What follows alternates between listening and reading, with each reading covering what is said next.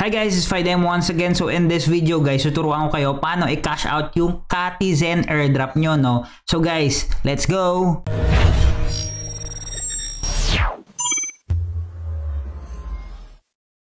Siyempre guys, first yung nagagawin is mag-create ng OKX account. If wala pa kayong OKX account, lahat ng legit na link guys, nasa description ng video na to. And guys, open na yung Discord natin. And if nag-create ka ng OKX under my link, meron ka ditong 10% rebates, no? And of course, pwede ka makakuha ng OKX role sa atin guys. And ma-access mo yung mga alpha calls, no? Pwede ka din makakuha ng mga trading signals dun sa Discord. And ma-access mo guys yung monthly giveaways natin. Okay? So guys, ano pang hinihintay nyo, no? Create na kayo ng OKX account under my link ngayon, yung nasa description ng video na to. So guys, yung first mo na gagawin dito is mag-login sa OKX mo. Click mo yung assets.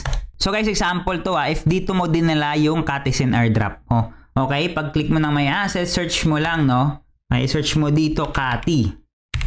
Ayan, no? Yan, mag-a-appear kasi yan dito sa assets mo yung Kati mo na token or yan yung Katizen. Click mo Kati. Tapos, sa spot, okay, yung Kati USDT. Kasi guys, i-convert mo to into USDT, okay? Click mo yan. So, ibibenta mo siya, no? Convert mo into USDT. Tapos niyan, yung USDT mo, ika-cash out natin into PHP or papuntang GCash nyo na, okay? So, yung gagawin mo lang dito, click mo guys yung sell. Okay, sell. Sample guys, yung price niya ngayon is 0.9075. So, lagay mo lang dyan, 0.9075, okay? Pero kung gusto mo makabenta agad, click mo lang yung market, click mo 100%, no? Tapos, click mo sell Kati, okay? Automatic yan guys. Ibibenta niya yan agad. Tapos, makikita mo yan dun sa assets mo, no? Pero kung gusto mo naman i-set yung limit price, for example, gusto mo siyang ibenta sa $1, click mo tong limit, pwede mo yan baguhin to $1. Tapos, amount ng Kati na bibenta mo, pwede 100%, pwede 50%, 75%, tapos click mo lang sell. So, ganun lang siya guys, kadali. So, bale, after mo mabenta guys, pupunta yan sa assets mo. Okay? Yung gagawin mo, ita-transfer mo yan guys, no? Kasi nasa trading pa yan. Nasa trading account pa yan guys, so ita-transfer mo siya into funding account. Click mo lang yung my assets, click mo transfer, okay? Yung USDT mo, ita-transfer natin. So, click mo dito asset. For example, ito USDT, no? So, from trading, ayan, from trading to funding. Ayan, for example, yung USDT mo nakuha is 20 USDT. So, lagay mo dyan, okay?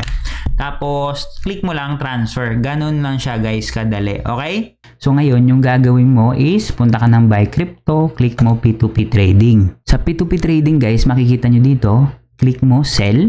Kasi nga, magbibenta ka, no? Tapos, sa all payments, syempre, GCash, yung pinaka-accessible sa atin. So, click mo GCash, ayan. So, ngayon makikita mo dito guys, may mga minimum dito, okay? For example, ito 30,000 minimum. So, wag ka dyan. For example, yung nakuha mo sa dogs, 500, 1,000, 2,000, di ba? So, hanap ka ng pasok dun sa minimum mo. Ito guys, pasok ka dito, di ba? 1,000. Ito guys, maganda kasi 57 to 9,000. So, maka-cash out ka talaga, okay? Wala na ditong fees guys. Zero fees dito, no? So, ayan, 57 to 9,000 PHP. For example, nakuha tayo 130 USDT, okay? Click mo yan, sell. Mayroon ako ngayon, 130 sa funding. Okay, so gagamitin ko yan para at makita nyo talaga, no? So, ilalagay ko 130 USDT. So, marireceive ko is 7,320 pesos. Sell USDT with zero fees. Okay, so click nyo, sell USDT. Click nyo lang confirm. Okay? Siyempre, magbe-verify muna ako, guys. So, naka-verify na tayo. So, guys, makikita mo na yon dito sa my orders mo. Click mo dito, my orders. Ayan, dyan mo makikita. Okay? So, ayan. Nag-chat si Bendo. Click natin. So, nakalagay dito, guys. Make sure your name in the payment account matches your OKX account name. You can contact me if you encounter any issues before raising a dispute. So, pwede ka mag-chat sa kanya, guys. Please proceed. Tapos, wait mo na lang kasi mag-a-appear to guys. Yung release script na to, mag-a-appear to. Okay? Ayun, processing na daw, no? Guys, make sure lang lagi, no? Kasi ang dami ding scammer dito. Make sure, guys, before kayo magpindot ng release script to na-receive nyo talaga mismo sa GCash nyo. Minsan kasi sasabihin nila sa inyo na, uy, na-release ko na, pero wala pa rin pala. Okay? Or maglalagay sila dito ng mga proof. Ayun. Kaya, check nyo muna yan. For example, naglagay siya ng proof dyan, di ba? So, i-check mo talaga muna. Huwag mo din muna itong pindutin. Punta ka ng GCash mo, i-check mo. Okay? So, for example, sabihan mo sa type ka dyan sa kanya, will check. Okay? Ayun, ganun siya. So, okay na sa akin guys. Natanggap ko na. Okay, so natanggap na natin yung kinash out natin, no? Ngayon gagawin mo, click mo release crypto. Okay? So, amount receive. Lagay mo dito yung amount receive mo, no? Okay, 0.30. So, ganun siya guys. Click mo lang confirm. Ayun, okay? So, passkey mo ulit. Normal lang to guys. Huwag kayong mainis if mayroong mga ganito for verification. For security purposes nyo din yan, okay? Okay, all goods na tayo.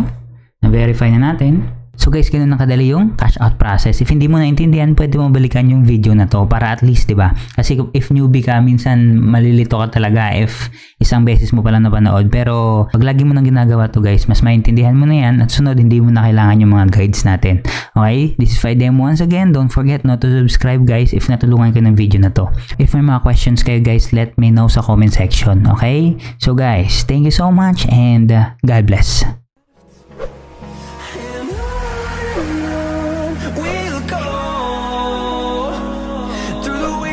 Through the highways